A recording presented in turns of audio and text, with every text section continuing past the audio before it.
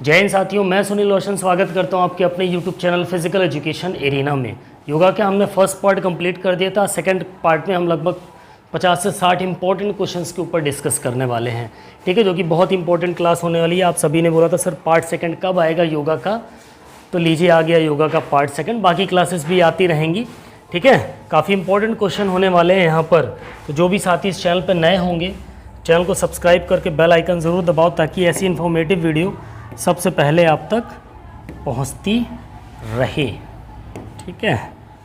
चलिए पहले क्वेश्चन की बात करते हैं आज का, यानी क्वेश्चन नंबर 36, 35 तक हमने क्लियर कर लिया था। 36वां क्वेश्चन आपसे क्या कह रहा है, निम्नलिखित में से कौन वैदिक ऋषि हैं, ठीक है।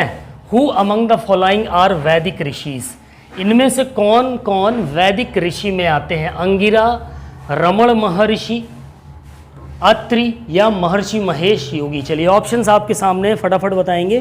क्वेश्चन नंबर 36 का करेक्ट आंसर क्या हो जाएगा।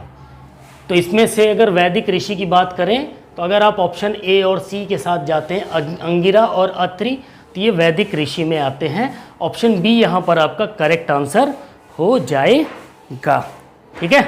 थोड़ा स्पीड में चलेंगे, इसमें जब बहुत ज़्यादा एक्सप्लेनेशन देने की ज़रूरत नहीं है योगा वाले में, ठीक है। नेक्स्ट क्वेश्चन आपसे क्या कह रहा है देख लो। एक्सप्लेनेशन में भी भगवत गीता में क्या कहा गया कि जिनका मन दुख से घबराता नहीं, जो सुख की इच्छा नहीं करते, जो राग द्वेष रहित होते हैं, ऐसे संत साधुओं और ऋषियों को क्या कहा गया है, मुनि कहा गया है। मुनियों को यति तपस्वी भिक्षु श्रमण भी कहा जाता है। अब अंगिरा, ठीक है, ऋषि में आ रहे थे, तो ऋषि में कौन कौन आएंगे देख लो यहाँ पर ध्यान से। यहाँ से ये भी ऑप्शन में दे सकता है आपके, ठीक है। अंगिरा, विश्वामित्र, वशिष्ठ, अत्रि, कश्यप, जमदग्नि, ये सब ऋषि थे, वैदिक ऋषि थे, ठीक है। इनके बारे में लिखा हुआ है, इसको नोट डाउन कर लीजिएगा, ओके। नेक्स्ट क्वेश्चन की तरफ चलते हैं। अगला क्वेश्चन आपसे क्या कह रहा है, अगला सवाल आपसे कह रहा है कि इंपॉर्टेंट सवाल, क्वेश्चन नंबर 37, योगाभ्यासों की अध्यापन की जो विधियां होती हैं, विधियां पुस्तक के अनुसार अध्यापन विधियां कितनी है। योगाभ्यासों की अध्यापन विधियां पुस्तक, अध्यापन विधियां पुस्तक जो है उसके अनुसार अध्यापन की विधियां कितनी है, 4 है, 5 है, 6 है या फिर 7 है। चलिए बताइए, how many teaching methods are there according to the book teaching methods of yoga exercises 4, 5, 6 और 7। एक इंपॉर्टेंट क्वेश्चन है, क्या होगा सही जवाब 37वें क्वेश्चन का। बिल्कुल, टोटल 7 होती हैं, 7 चैप्टर्स हैं, 7 विधियां हैं, 7 मेथड्स हैं, ठीक है। उन मेथड्स की अगर हम बात करें तो कौन कौन से मेथड होंगे 7 में, एक इंपॉर्टेंट पॉइंट है, ये इनकी चीज़ को आप नोट कर लीजिएगा। योगा एक्सरसाइजेस में जो 7 मेथड होते हैं, यहाँ से आपके क्वेश्चन पूछे जाते हैं। आसन, प्राणायाम, बंध, मुद्रा, क्रिया, ध्यान, मनोवृत्ति, ये सारे मेथड्स जो होते हैं आपके योगा एक्सरसाइजेस के अंतर्गत आते हैं। नेक्स्ट क्वेश्चन, क्वेश्चन नंबर 38, एक इंपॉर्टेंट क्वेश्चन है। इसको दरवाज़ा थोड़ा सा क्लोज करो, ठीक है। हठ योग प्रदीपिका के अनुसार उस क्रिया का नाम बताएं जिसे गोपनीय कहा गया है, ठीक है। यानी कि according to the Hatha Yoga Pradipika, name the action which is said to be a confidential. Neti, dhauti, kapal bhati, trataka. बताओ, एक इंपॉर्टेंट क्वेश्चन है, मोस्ट इंपॉर्टेंट क्वेश्चन, ध्यान रखिएगा। एनटीए योगा दिसंबर 2019 में पूछा हुआ सवाल है। 38 क्वेश्चन का करेक्ट आंसर क्या हो जाएगा। बिल्कुल, त्राटक जो है, त्राटक वो है जिसे गोपनीय या कॉन्फिडेंशियल कहा गया है, किसके अनुसार, हठ योग प्रदीपिका के अनुसार, त्राटक, ठीक है, ध्यान रखिएगा। त्राटक की बात करें तो हठ योग प्रदीपिका के अनुसार की अगर हम बात करें तो त्राटक है जिसे कॉन्फिडेंशियल या गोपनीय कहा गया है ना। त्राटक समान, त्राटक का जो मतलब होता है किसी विशेष दृश्य को टकी लगाकर देखना। ये पॉइंट नोट कर लेना, पूछ लेता है आपके पेपर में कभी कभी। त्राटक का मतलब क्या होता है, एक विशेष दृश्य को कैसे देखना, टकी लगा करके देखना, एकदम नज़र हटबे नहीं कर रही, बस घूरे पड़े हैं उसको। हाँ, तो मन की चंचलता को शांत करने के लिए साधक इसे करता है। इस प्रकार की क्रिया को जो योगाभ्यासी करता है, साधक करता है, वो क्या करता है, अपना उसको जो मन डाइवर्ट है, विचलित जो मन है उसको एकाग्र करने के लिए, शांत करने के लिए त्राटक की जो विधि होती है वो कराई जाती है। ठीक है, वहीं अगर हम बात करें शरीर को स्वस्थ व शुद्ध बनाए रखने के लिए षटकर्म क्रियाएं की जाती हैं। ध्यान रखिएगा, आपसे षटकर्म के बारे में पूछ सकता है कि इंपॉर्टेंट पॉइंट है। तो षटकर्म में 6 टॉपिक्स होते हैं जिसमें त्राटक आता है, नेति आता है, कपालभाति, धौती, बस्ती और नौली। ये नाम आपको याद होने चाहिए, यहाँ से सवाल आपसे पूछे जाते हैं। अगला क्वेश्चन आपसे क्या कह रहा है साथियों, हठ योग प्रदीपिका। ठीक है, क्वेश्चन नंबर 39, हठ योग प्रदीपिका के अनुसार उस प्राणायाम का नाम बताएं जिसका अभ्यास चलते हुए अथवा बैठे बैठे भी किया जा सकता है। ठीक है, उसको हम चलते हुए भी कर सकें और बैठे बैठे भी कर सकें। अकॉर्डिंग टू हठ Yoga Pradipika, name the pranayama which can be practised while walking और सिटिंग। प्लावनी, मूर्छा, उज्जयी या भस्त्रिका। चलो बताओ क्या होगा क्वेश्चन नंबर 39 का करेक्ट आंसर, क्या होगा? Option C is the correct answer, Ujjayi pranayama. कौन सा? सॉरी, उज्जयी प्राणायाम जो होता है हठ योग प्रदीपिका के अनुसार, उसको हम चलते हुए भी कर सकते हैं और बैठी हुई मुद्रा में भी कर सकते हैं। ठीक है, तो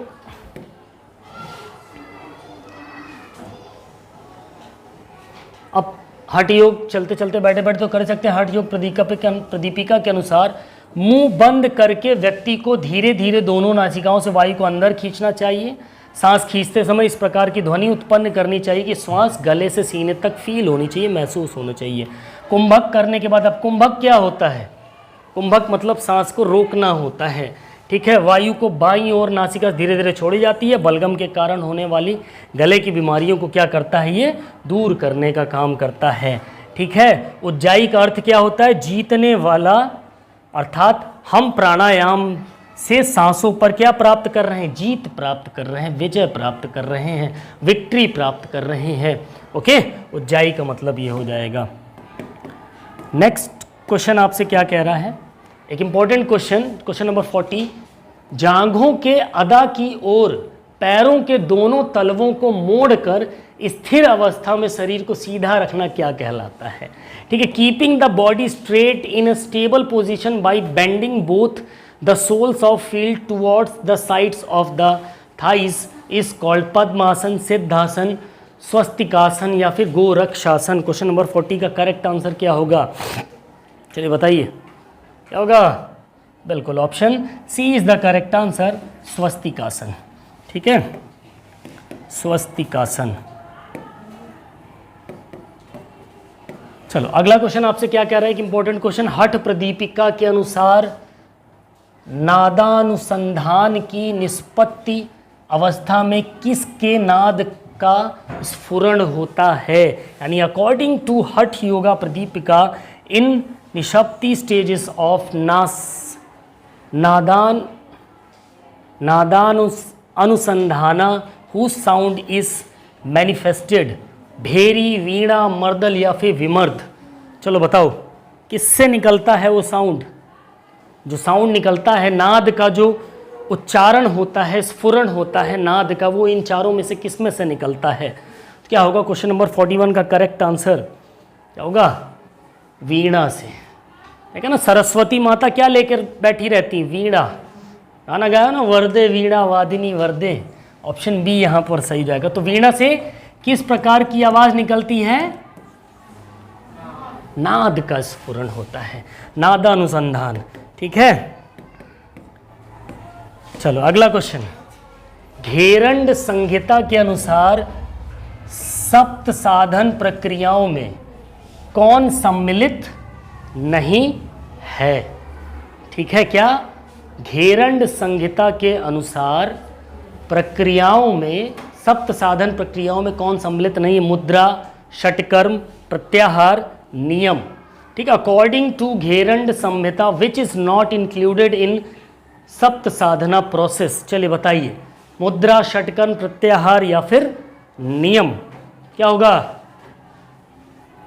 घेरंड संहिता के अनुसार सप्त साधन की जो प्रक्रिया होगी उसमें कौन सा सम्मिलित नहीं है? भाई मुद्रा तो सम्मिलित होती है, षटकर्म भी सम्मिलित है, प्रत्याहार भी सम्मिलित है, क्या नहीं सम्मिलित है भैया? नियम नहीं सम्मिलित है। ऑप्शन डी यहाँ पर आपका करेक्ट आंसर हो जाएगा। कोई रूल्स ठीक है, देख लो यहाँ पर। तो घेरण संहिता के अनुसार जो सप्त साधन प्रक्रियाएं हैं, ठीक है, कौन कौन सी? महर्षि घेरण, घेरण कौन थे? एक महर्षि थे, ध्यान रखिएगा, ठीक है। उन्होंने क्या कहा? शोभनम दृढ़ता चैव स्थैर्य धैर्य च लाघवम प्रत्यक्षम च निर्लिप्तम च घटस्थ सप्त साधनम, ठीक है, ठीक है। तो इसी में सातों चीजें हैं। जैसे शरीर की शुद्धि के लिए 7 साधन कराए, 7 साधन बनाए, किसने बताए? महर्षि घेरंड ने। कौन कौन से? शोधनम, शोध करना, दृढ़ता, स्थैर्यम, धैर्यम, लाघवम, प्रत्यक्षम तथा निर्लिप्तम। ये सारी चीजें इसी श्लोक के अंदर है, चाहे आप देख लीजिए, सातों के सातों इसी श्लोक के अंदर है कि नहीं, है ना? चलो नेक्स्ट, अगला सवाल एक इंपॉर्टेंट।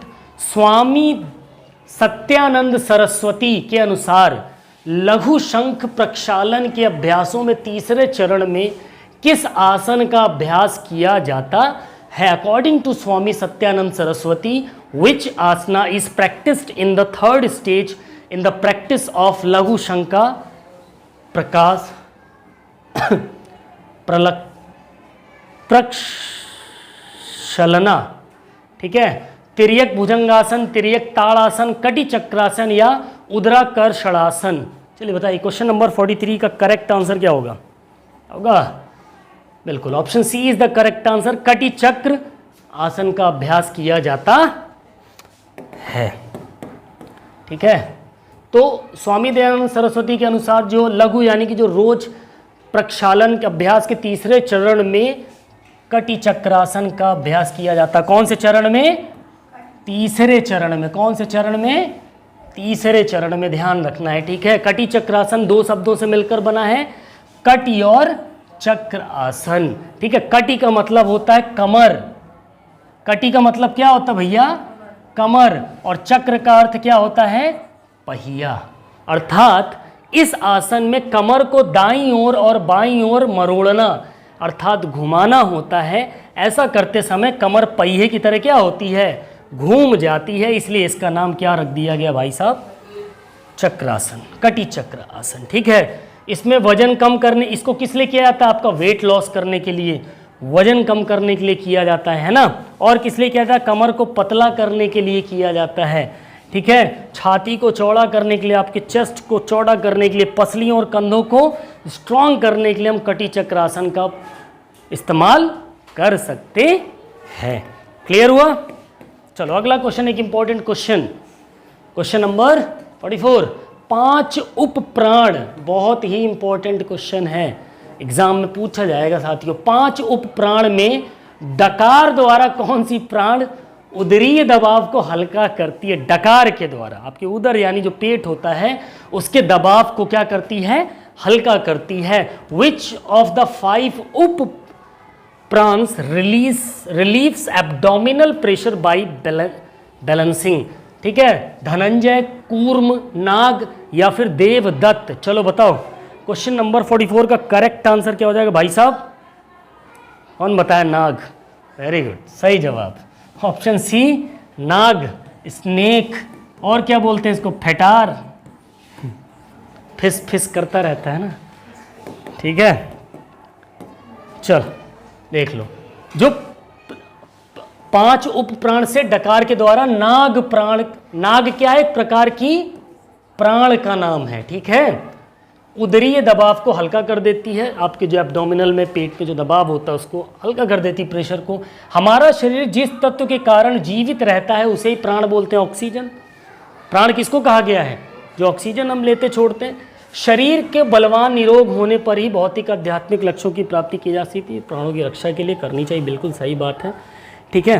तो मेन हमें क्या करना है? प्राण कितनी प्रकार की होती हैं?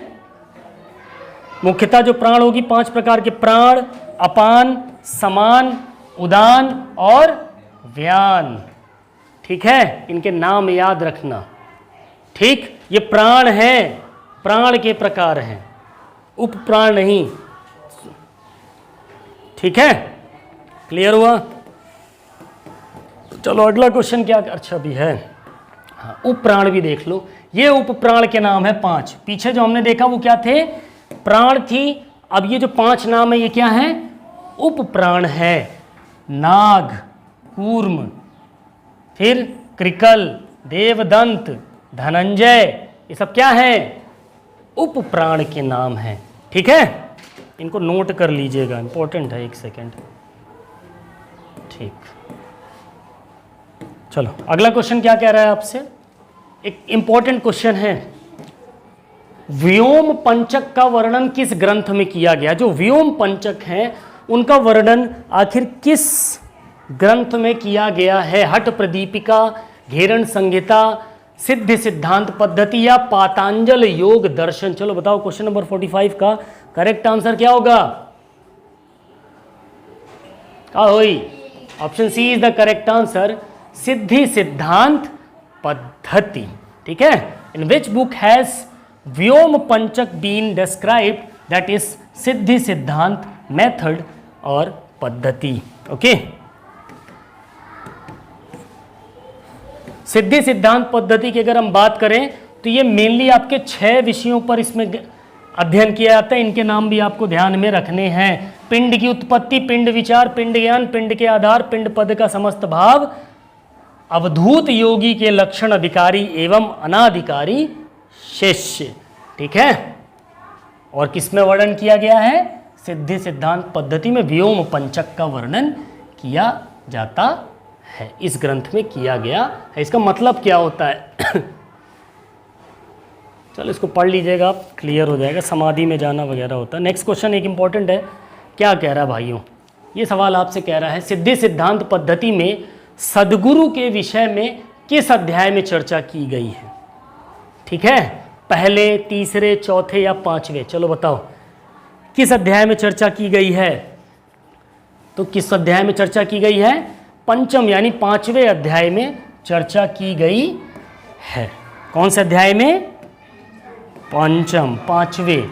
ठीक है, तो सिद्धि सिद्धांत पद्धति में सद्गुरु के विषय में, किसके विषय में, सद्गुरु के बारे में 5वें अध्याय में, पंचम अध्याय में चर्चा की गई है, डिस्कशन किया गया है। सिद्धि सिद्धांत पद्धति में 3 आसनों का वर्णन किया जाता है, ध्यान रखना, कितने आसनों का, इसमें 3 आसनों का वर्णन किया गया है। सिद्धि सिद्धांत पद्धति में एक अद्वैत रूपरेखा पर आधारित होती है, जहां पर योगी सार्वभौमिक के साथ व्यक्तिगत आत्मा की पहचान सहित सभी प्राणियों में मैं और स्वयं सभी को देखता है। ठीक है, सिद्धि सिद्धांत भाग 2 में 9 चक्रों को बताया गया। कितने, भाग 2 की बात करेंगे तो उसमें 9 चक्र बताए जाते हैं। अगला एक इंपॉर्टेंट क्वेश्चन, गोरक्ष संहिता, घेरण संहिता अलग है, गोरक्ष संहिता अलग है। ठीक है, महर्षि गोरक्ष की बात करें तो गोरक्ष संहिता में कितनी मुख्य नाड़ियों के नाम बताए गए हैं, 10, 11, 5 या फिर 8। एक इंपॉर्टेंट क्वेश्चन है, क्वेश्चन नंबर 47 का करेक्ट आंसर क्या होगा, कितने बताए गए हैं, 10।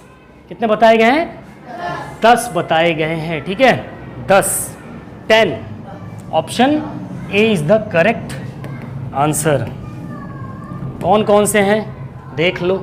गोरक्ष संहिता में मुख्य रूप से 10 नाड़ियों के नाम बताए गए हैं। ठीक है, गोरक्ष संहिता के अनुसार अभ्यास से अनेक सिद्धियां प्राप्त हो जाती हैं। वृद्धावस्था में शरीर पर कहीं झुर्रियां नहीं पड़ती हैं, बुढ़ाता कम है इंसान। ठीक है, जब प्राणायाम और योग करता, बाल सफ़ेद नहीं होते, अंग नहीं कांपते, शरीर मुड़ता नहीं है, पाचन क्रिया बढ़िया रहती है, प्राण सूक्ष्म होकर सुषुम्ना में गमन करने लग जाता है। ठीक है, इड़ा पिंगला नाड़ियों में प्राण संचार से समाधि लग जाती है और शरीर निश्चेष्ट होकर मृतवत हो जाता है, मरे के समान। अगला क्वेश्चन, एक इंपॉर्टेंट क्वेश्चन क्या कह रहा है, हठ प्रदीपिका के किस अभ्यास के द्वारा अनवरत उड़ान भरते हुए महाखग की गति को रोककर सुषुम्ना में उड़ान भरने के लिए प्रेरित किया जाता है। खग मतलब क्या होता है, पंछी। By which practice of Hatha Pradipika the movement of continuously flying great bird is stopped and is included to fly in the Sushumna. Jalandhara bandha, mula बंध, उड्डयन बंध या जिह्वा बंध। चलिए बताइए, क्वेश्चन नंबर 48 का करेक्ट आंसर क्या हो जाएगा, क्या होगा, उड्डयन बंध में। कौन से बंध में, उड्डयन बंध में। Option C is the correct answer, उड्डयन बंध। ठीक है, चलो क्वेश्चन देखते हैं। शिव संहिता के अनुसार किस नाड़ी को शरीर की उपाधि रूप कहा जाता है? किसके? शिव संहिता के अनुसार। ठीक है, कौन सी ऐसी नाड़ी जिसको शरीर की उपाधि रूपा कहा जाता है? सुषमना, चित्रा, कुहू, हस्त, जिन्हा। चलो बताओ क्वेश्चन नंबर 49 का करेक्ट आंसर क्या हो जाएगा? क्या हो जाएगा?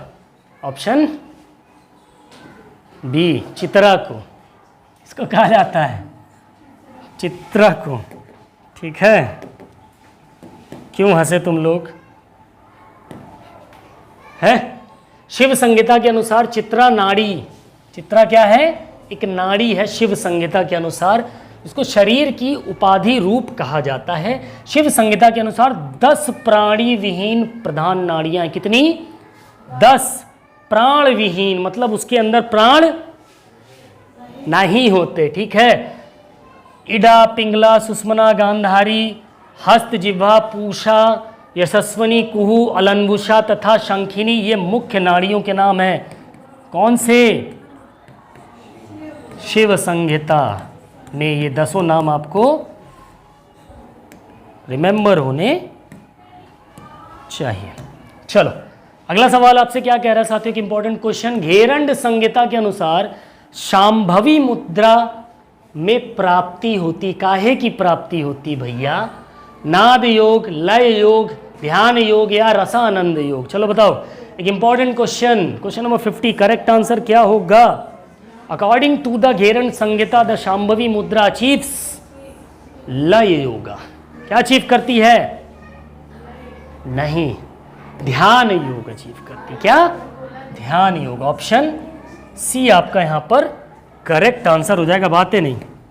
चलो देख लो, तो सदा शिवोक्तानि सपादलक्ष लया वधानानि वसंति लोके, मतलब भगवान सदाशिव जी ने 1,25,000 प्रकार का लय योग बताया है। कितने प्रकार का?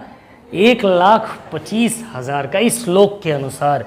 परंतु योगी गण साधारणतया 4 प्रकार के लय योग का प्रैक्टिस करते हैं, अभ्यास करते हैं। कौन कौन से? ठीक है, शांभवी मुद्रा से ध्यान योग, खेचरी मुद्रा से अमृत योग, भ्रामरी मुद्रा से नाद योग और योनि मुद्रा से रसानंद योग करते हैं। इंपॉर्टेंट है, इन 4 प्रकार के उपायों द्वारा लय योग की सिद्धि होती या लय योग को सिद्ध कर सकते हैं। ओके, आज इट्टा से टमाटर रटा डली हैं पूरे। हाँ, प्राइमरी वाले को बैठा रखी क्या मैडम? तो आराम से नहीं पढ़वा पानी, कोई बात नहीं, बीच में टा से टमाटर आए तो व्यथित मत होइएगा आप लोग। ठीक है, मेरी आवाज़ तेज़ रहेगी। चलिए नेक्स्ट, महर्षि पतंजलि के अनुसार चित्त का ग्रहीता ग्रहण तथा ग्राहा में स्थित एवं तदाकार हो जाना क्या कहलाता है? क्या कहलाता है? संप्रज्ञात, सबीज, समापत्ति या विवेक ख्याति। चलिए बताइए क्वेश्चन नंबर 51 का करेक्ट आंसर क्या हो जाएगा? क्या हो जाएगा? Option C is the correct answer, samapatti. ठीक है, समापत्ति। क्लियर हो गया? ऑप्शन सी यहां पर आपका करेक्ट आंसर हो जाएगा, समापत्ति। ओके, चलो नेक्स्ट क्वेश्चन आपसे क्या कह रहा है? महर्षि पतंजलि के अनुसार एक इंपॉर्टेंट, मोस्ट इंपॉर्टेंट क्वेश्चन, महर्षि पतंजलि के अनुसार क्षणों के किस प्रतियोगी का स्वरूप परिणाम के अंत में समझ में आता है? दृश्य, हान, क्रम या आत्मभाव? चलो बताओ, क्वेश्चन नंबर 52 का करेक्ट आंसर क्या होगा? महर्षि पतंजलि के अनुसार जो क्षणों के किस प्रतियोगी का स्वरूप परिणाम के अंत में समझ में आता है? क्रम का, ऑर्डर का। ध्यान रखना, ऑप्शन सी यहां पर आपका करेक्ट आंसर हो जाएगा। ठीक है, ठीक। अब योग दर्शन के 4 पादों में विभाजित किया गया है यार। तो योग दर्शन को कितने पादों में विभाजित किया गया? वो वाला फाट वाला नहीं है, हंस रहे हो तुम लोग, ये योग वाला पाद है। ठीक है, समाधिपाद, साधनापाद, विभूतिपाद, कैवल्यपाद। हाँ, हंसी आ रही मेरे स्टूडेंट्स को। ठीक है, ये 4 नाम आपको, ये 4 पाद आपको याद रखने हैं। ठीक है, कौन कौन से? समाधिपाद, साधनापाद, विभूतिपाद और कैवल्यपाद। ओके, नेक्स्ट अगला क्वेश्चन आपसे कह रहा है महर्षि पतंजलि के अनुसार इष्ट देवता का साक्षात्कार किससे होता है, किससे इंटरव्यू होता है भाई? ईश्वर प्राणिधान, हानोपाय, स्वाध्याय या समाधि? चलिए बताइए। क्वेश्चन नंबर 53 एक इंपॉर्टेंट क्वेश्चन है, क्या होगा सही जवाब? स्वाध्याय का साक्षात्कार होता है, खुद को पढ़ने का, समझने का मिलता है।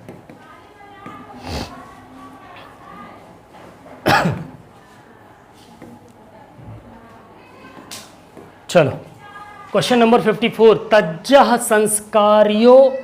संस्कारो अन्य संस्कार प्रतिबंधी का पातंजल योग सूत्र अनुसार सही संदर्भ क्या होगा?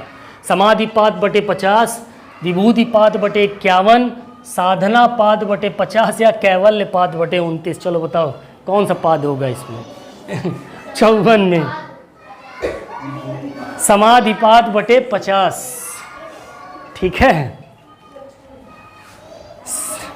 इंग्लिश में पढ़ेंगे तो समाधिपादा। क्वेश्चन नंबर 55 पे चलते, चलो कुछ इंपॉर्टेंट पॉइंट्स हैं, इनको आपको ध्यान में रखना है, ठीक है। तो योग सूत्र की संख्या जो है वो इस प्रकार है, आपको इंपॉर्टेंट पॉइंट है, ध्यान रखना है, ठीक है। कुल 51 सूत्र, समाधि पात्र में कितने सूत्र होते हैं? 51। साधन पाद में कितने होते हैं? 55 सूत्र होते हैं। विभूति पाद में भी 55 होते हैं, कैवल्य पाद में 34 सूत्र होते हैं। यहाँ से सवाल आपसे पूछा जा सकता है। अगला सवाल 55 पातंजल योग सूत्र के अनुसार प्रकृति के गुणों में सर्वथा या तृष्णा के अभाव की स्थिति क्या है? अकॉर्डिंग टू द पतंजलि योग सूत्र द स्टेट ऑफ टोटलिटी और absence of craving in the qualities of nature is upper वैराग्य, पर वैराग्य, वशीकार वैराग्य या फिर वैराग्य? चलो बताओ क्या होगा? 55 का पर वैराग्य। क्या? पर वैराग्य। Option B is the correct answer, पर वैराग्य, बातें नहीं। चलो नेक्स्ट क्वेश्चन आपसे कह रहा है, क्वेश्चन नंबर 57 57वां क्वेश्चन आपसे कह रहा है योग वशिष्ठ के अनुसार मुक्ति के जो 4 द्वारपाल हैं, द्वारपाल मतलब दरवाजे के ऊपर जो उन खड़ा रहा थे डंडा लेके, गाना सुना ना, अरे द्वारपालो कन्हैया से कह दो कि क्या था कि दर पे सुदामा गरीब आ गया। तो ये द्वारपाल दूसरे हैं। योग वशिष्ठ के अनुसार मुक्ति के 4 द्वारपाल कौन से हैं? शम दम तितिक्षा मुमुक्षु, दम शम संतोष विवेक ज्ञान, सम विचार संतोष साधु पुरुष का संग, साधु पुरुष का संग तितिक्षा विचार संतोष। चलो बताओ क्वेश्चन नंबर 57 का करेक्ट आंसर क्या होगा भाई साहब? सम विचार संतोष साधु का संग। Option C is the correct answer. Okay चलो नेक्स्ट। त्रिशिखी ब्राह्मणोपनिषद के अनुसार, त्रिशिखी ब्राह्मणोपनिषद के अनुसार समस्त वस्तुओं में उदासीन भाव होना डैश है? ध्यान, धारणा, आसन या फिर प्रत्याहार? एक इंपॉर्टेंट क्वेश्चन नंबर 58 का करेक्ट आंसर क्या होगा साथियों? उदासीन भाव होना ही क्या है? आसन है। Option C is the correct answer.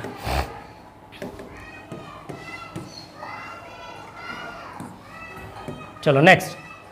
योगत्वोपनिषद के अनुसार, योगत्वोपनिषद के पंच महाभूतों की धारणा को कितनी देर तक करने के निर्देश दिए गए हैं? 3 घटिका, 2 घटिका, 5 घटिका, 4 घटिका? बताओ क्वेश्चन नंबर 59 का करेक्ट आंसर क्या होगा? 5 घटिका। Option C is the correct answer. ठीक है देखो जो पंच तत्व की बात हो रही है, पंच महाभूत की बात हो रही है ना, पंचभूत, पंचभूत यानी पंच तत्व या पंच महाभूत बोलते हैं। भारतीय दर्शन में सभी पदार्थों के मूल माने गए हैं। तो ये जो पंच महाभूत है वो क्या क्या है? आकाश, वायु, अग्नि, जल तथा पृथ्वी। ये पंच महाभूत माने गए है। ठीक है, हमारी जो पृथ्वी है, यहाँ तक कि हमारी जो शरीर है, ये भी इन्हीं पंच महाभूतों के द्वारा बनी है। ठीक है, अगला क्वेश्चन आपसे क्या कह रहा है, योग तत्वोपनिषद में हठ योग के कितने अंगों का उल्लेख किया गया है? 4, 6, 7, 8, चलो बताओ कितने अंग का उल्लेख किया गया है? अरे योग के कितने अंग हैं? 8। कौन कौन से याद है? अरे बताओ बताओ भैया। ऑप्शन डी यहां पर करेक्ट आंसर हो जाएगा। अब ध्यान आया? कक्षा 6 में पढ़े हो, नीचे देखो, यम नियम आसन प्राणायाम प्रत्याहार धारणा ध्यान समाधि है तुम्हारी किताब में, पढ़ रखा है ना? तो यही योग के 8 अंग भी कहलाते हैं। ठीक है, ध्यान रखना, यहां से भी आपके सवाल आ जाते हैं। नेक्स्ट क्वेश्चन आपसे क्या कह रहा है, नाद बिंदु उपनिषद के अनुसार नाद श्रवण का अभ्यास किस आसन एवं मुद्रा में करना चाहिए? भद्रासन एवं शांभवी मुद्रा, सिंहासन एवं वैष्णवी मुद्रा, सिद्धासन एवं वैष्णवी मुद्रा, पद्मासन एवं शांभवी मुद्रा। चलिए बताइए, क्वेश्चन नंबर 61 का करेक्ट आंसर क्या हो जाएगा? ऑप्शन सिद्धासन एवं वैष्णवी मुद्रा। ठीक है, ऑप्शन सी यहां पर आपका इसका करेक्ट आंसर हो जाएगा। ओके, आगे बढ़ते हैं। आपसे कभी कभी ये भी पूछ लेता है शांभवी क्या है? तो शांभवी क्या है? आसन है कि मुद्रा है? मुद्रा है। वैष्णवी क्या है? आसन है कि मुद्रा है? मुद्रा है। सिंहासन आसन है, भद्रासन आसन है, पद्मासन आसन है, लेकिन शांभवी वैष्णवी ये सब क्या है? मुद्राओं के नाम हैं। ओके, चलो नेक्स्ट क्वेश्चन आपसे क्या कह रहा है, नाद बिंदु उपनिषद के अनुसार ओंकार को जानने की यौगिक तकनीक क्या होगी? भाई ओंकार को जानने की क्या तकनीक होगी? प्राणायाम, धारणा, ध्यान, समाधि की इंपॉर्टेंट क्वेश्चन है। 62वें क्वेश्चन का करेक्ट आंसर क्या हो जाएगा? क्या हो जाएगा? धारणा। ओंकार को जानने की जो यौगिक तकनीक होगी साथियों क्या कहलाएगी? धारणा कहलाएगी, ध्यान रखना है। ठीक है, अगला क्वेश्चन, महर्षि पतंजलि के अनुसार भोग और अपवर्ग का संपादन करना किसका प्रयोजन है? दृष्टा, दृश्य, संयोग या फिर ईश्वर? एक इंपॉर्टेंट क्वेश्चन, क्वेश्चन नंबर 63 क्या होगा सही जवाब? किसका प्रयोजन है? दृश्य का प्रयोजन है। किसका? दृश्य का प्रयोजन। Option B is the correct answer. ठीक है, नेक्स्ट क्वेश्चन आपसे क्या कह रहा है, पातंजल योग सूत्र के प्रथम सूत्र में योग शब्द का क्या का अर्थ व्यास भाष्य के अनुसार क्या है? योग सूत्र योग शब्द का व्यास भाष्य के अनुसार पातंजलि योग सूत्र में क्या मतलब होगा? जीवात्मा परमात्मा योग, कर्मशु कौशलम, समाधि या फिर मोक्ष? चलो बताओ, एक इंपॉर्टेंट क्वेश्चन नंबर 64 का करेक्ट आंसर क्या हो जाएगा? Option C is the correct answer, that is samadhi. ठीक है, समाधि।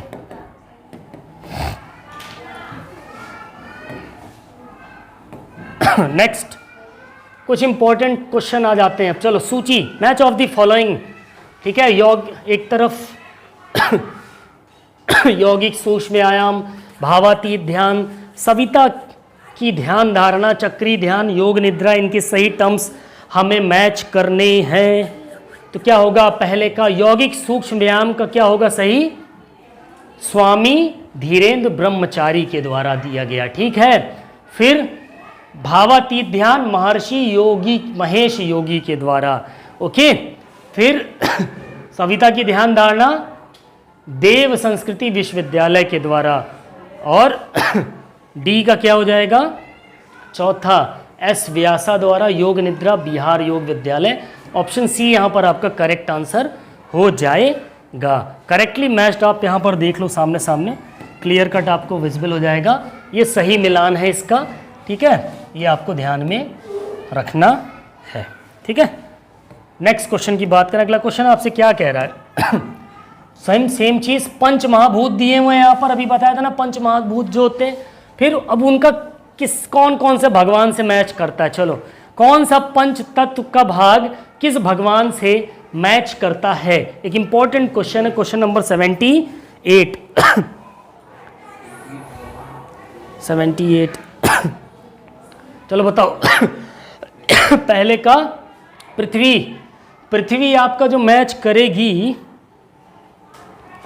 किससे मैच करेगी? चतुर्भुज चतुर्मुख ब्रह्मा, ठीक है। फिर जल किससे मैच करेगा? जल, जल आपका मैच करेगा किससे? चतुर्भुज नारायण विष्णु भगवान से।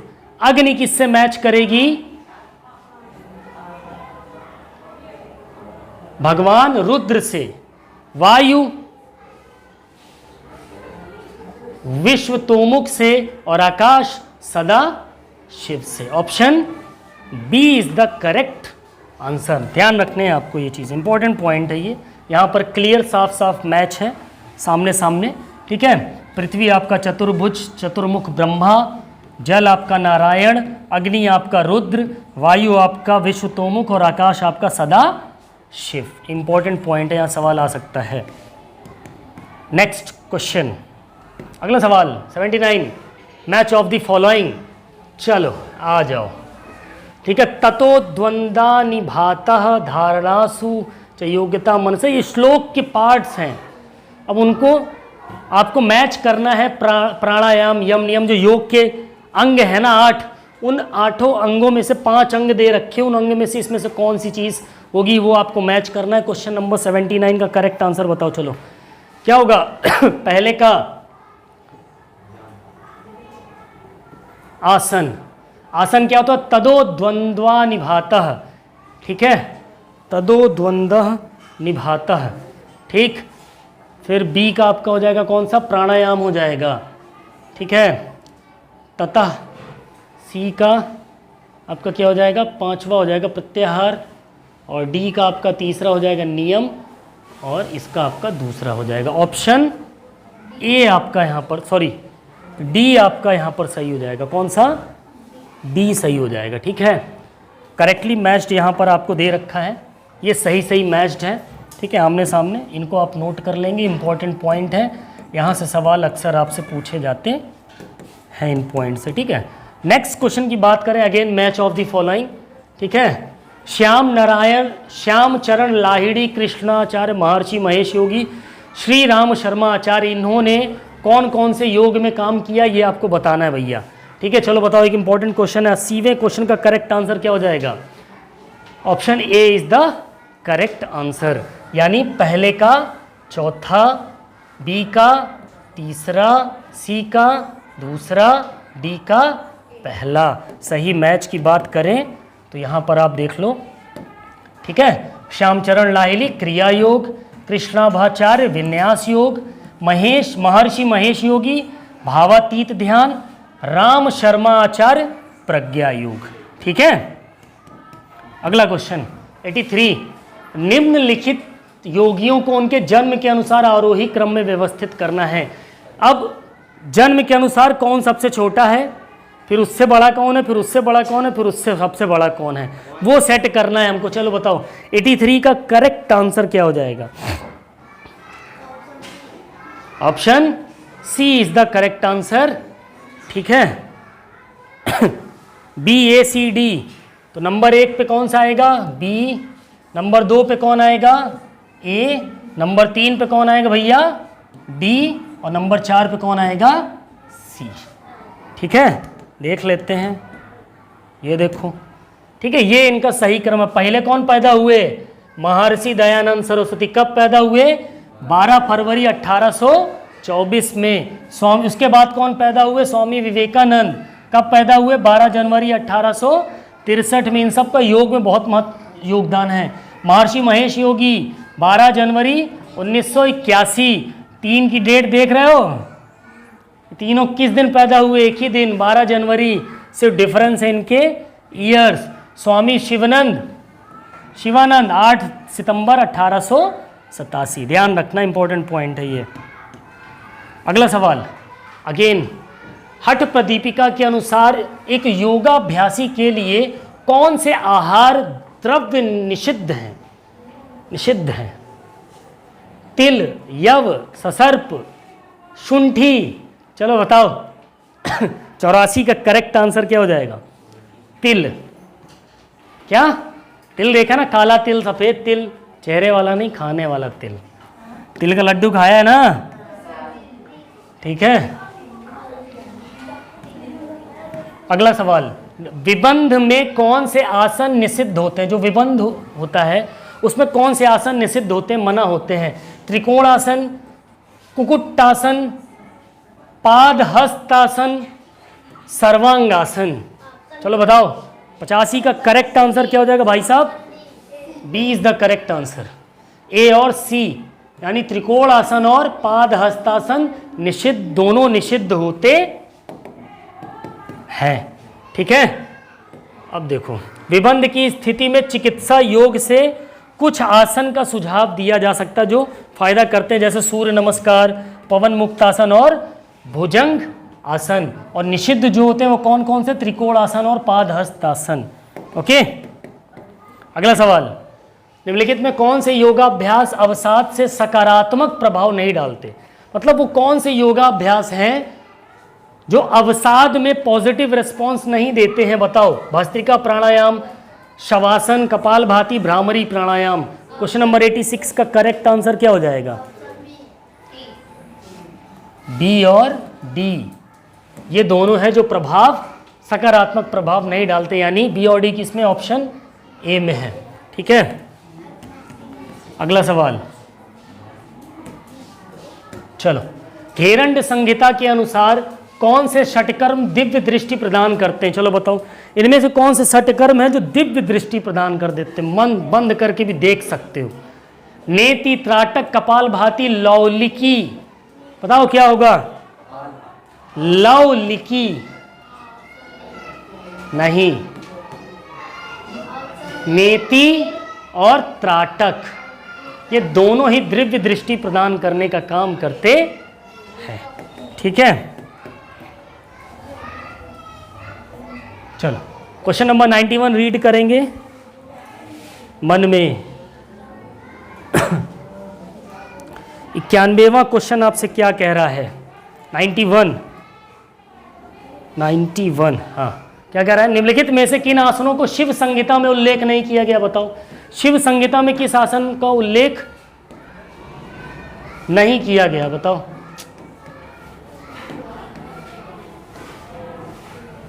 चलो बताओ।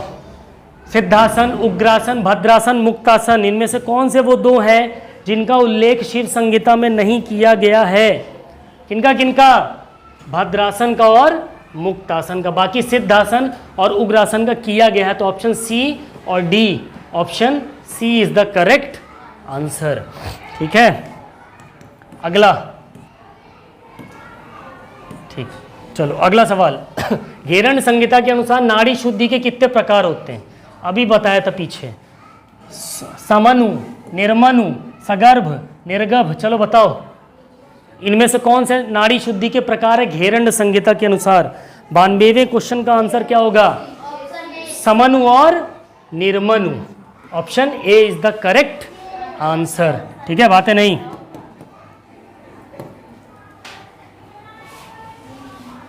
ठीक है। अगला सवाल, निम्नलिखित में से किन आसनों का शिव संहिता में वर्णन किया गया है? पीछे भी पढ़ा है, सिद्धासन, पद्मासन, स्वस्तिकासन, भद्रासन। बताओ क्या होगा 93 का करेक्ट आंसर?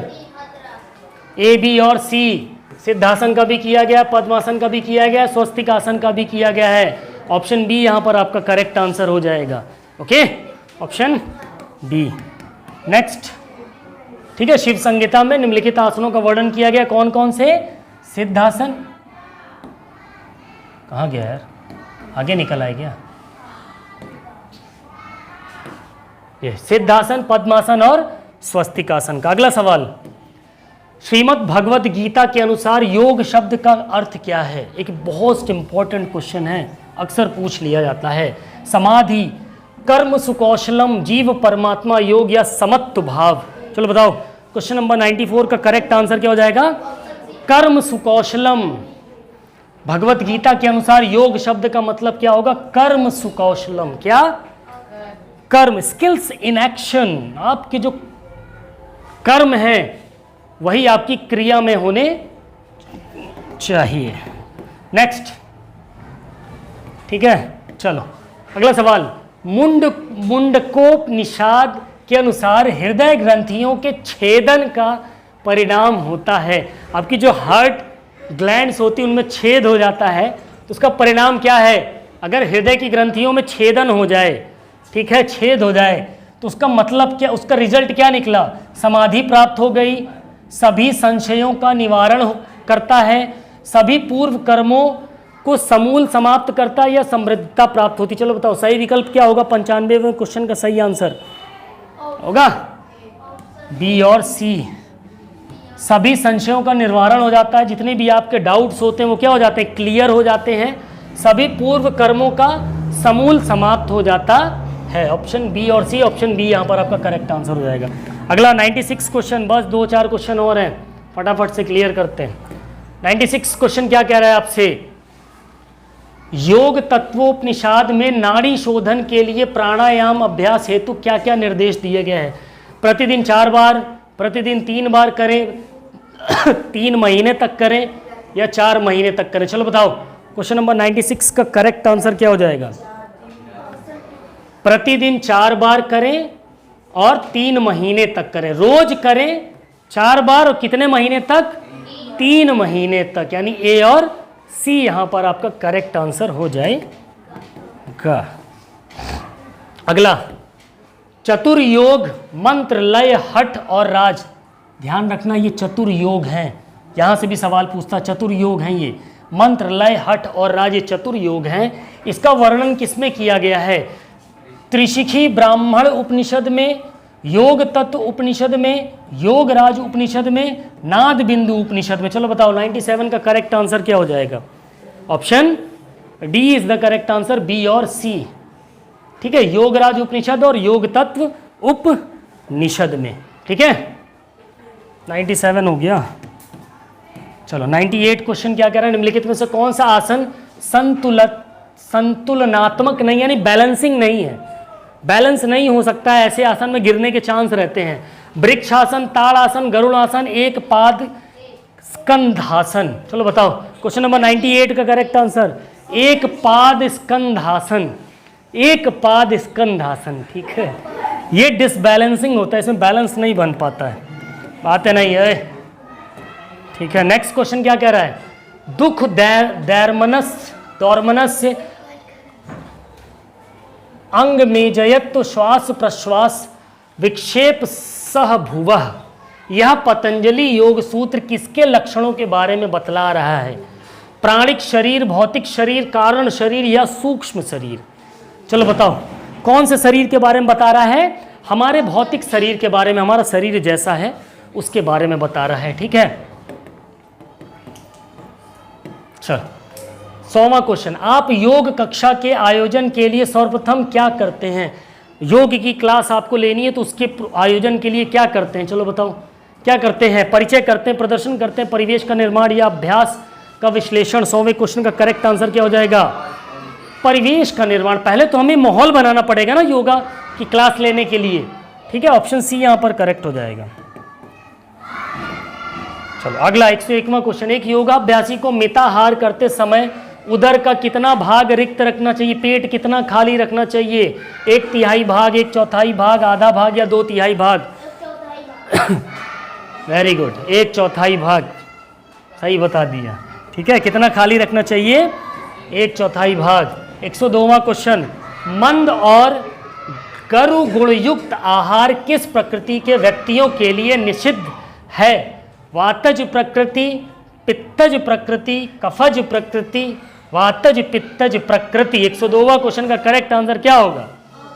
ऑप्शन सी, कफज प्रकृति। कौन सी? कफज प्रकृति। 103वां क्वेश्चन, सिद्ध सिद्धांत पद्धति में प्राणायाम के कितने प्रकारों का उल्लेख किया गया है? अभी बताया था पीछे, 9, 4, 8, 10, कितने? अरे गधो, कितने? 4 का किया जाता है। कितने का? 4 का। ठीक है, कौन कौन से हैं वो 4? 1 मिनट, 4, 6, 6 विषयों पर। ऑप्शन डी होगा, क्या होगा? ठीक है, ऑप्शन बी दे रहा है आंसर में 4 और यहां पर इसमें 6 दिया है। 4 प्रकार, अच्छा हाँ, 4 प्रकारों का उल्लेख किया गया, 4 ही होगा, ऑप्शन बी सही होगा। ऑप्शन कौन सा सही होगा? यही वाला। ठीक है, अब 4 प्रकार किया गया, लेकिन यहां क्या कह रहा है? इसका समापन पूर्णतः तो समाधि में होता है। कहां पर समापन होगा? खत्म ये समाधि में। सिद्धि सिद्धांत पद्धति में 6 विषयों पर, सब्जेक्ट जो है उसके, इन पर एक्सप्लेन पे विचार, सोच विचार किया जा सकता है, वो ये है। ठीक है, आज का आखिरी सवाल 7 करोड़ रुपए के लिए, इसके बाद आएगा वो। ये 104वां सवाल है। निम्नलिखित में से कौन से ग्रंथ में 9 कुंभक का उल्लेख किया गया? बताओ। हट प्रदीपिका, घेरंड प्रदीपिका, हट रत्नावली, शिव संहिता भी पीछे बताया था, लिखवाए थे मैंने। 104 का करेक्ट आंसर क्या होगा? हठ रत्नावली में कितने? 9 कुंभक का उल्लेख किया गया है, ऑप्शन सी। अब आ जाता है आज का आखिरी सवाल। अभी ये बताया था ना, ये देखो, मस्तेंद्रनाथ 9वीं सदी में काल ज्ञान का निर्णय लिया गया। गोरखनाथ 9वीं सदी में गोरक्षा शतक। चौरंगीनाथ 11वीं सदी में चौरंगी शतक। स्वात्माराम 14वीं सदी हट प्रदीपिका। घेरान 15वीं सदी में घेरान संगीत। श्रीनिवास भट्ट 17वीं सदी हट रत्नावली। और इसी में कितने कुंभक? 9 कुंभकों का उल्लेख किया गया है। आज का आखिरी सवाल 7 करोड़ रुपए के लिए। ये सवाल का जवाब आप कमेंट में करके देंगे सारे के सारे। ठीक है, तो आई होप आज की क्लास आपको बेटर लगी होगी, अच्छी लगी होगी। अगर आज की क्लास आपको अच्छी लगी हो तो आंसर दिख गया के ठीक है, तो अगर आज की क्लास आपको बेटर लगी हो तो वीडियो पे अच्छा सा कमेंट, अपने सारे दोस्तों को शेयर करें, साथ ही चैनल को सब्सक्राइब करें, बेल आइकन ज़रूर दबाएं ताकि नोटिफिकेशन वीडियो आने से पहले आप तक पहुंचे। ठीक है, तो मिलते हैं अपनी नेक्स्ट वीडियो में, तब तक के लिए बाय बाय, टेक केयर, जय हिंद, वंदे मातरम, फिजिकल एजुकेशन जिंदाबाद।